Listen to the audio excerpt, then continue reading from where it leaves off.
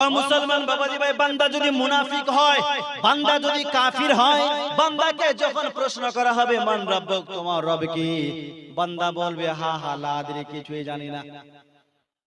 হা হা লা আদরি, কিছুই জানি না, আফসোস আমি কিছু জানি না।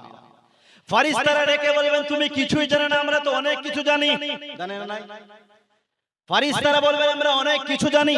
মুসলমান বাবাজি ভাই, আমার আল্লাহ ডেকে বলবেন ফেরেশতারা, আমার বান্দা দুনিয়াতে মিথ্যা কথা বলেছে, নামাজ পড়ে নাই, রোজা রাখে নাই, যাকাত দেয় নাই, জিনার আড্ডায় গিয়ে জিনা করেছে, মদের আড্ডায় গিয়ে মদ পান করেছে, দুনিয়াতে ভালো কাজ করে নাই, এর জন্য জাহান্নামের দরওয়াজা খুলে দাও। জাহান্নামের যার দরওয়াজার মালিক, মালিক ফেরেশতার নাম বলা হবে, এর জন্য জাহান্নামের গেট খুলে দাও, জাহান্নামের দরওয়াজা খোলা হবে, লোকটাকে জাহান্নামের পোশাক পরা হবে, আগুনের পোশাক, আগুনের পোশাক পরিয়ে দিবে। মুসলমান বাবাজি ভাই, তার মানে বলুন এইবারে দুনিয়াতে আমাদেরকে ভালো কাজ করার দরকার আছে না নাই?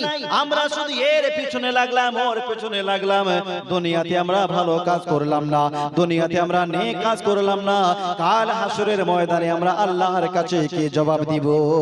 এই পৃথিবীতে যত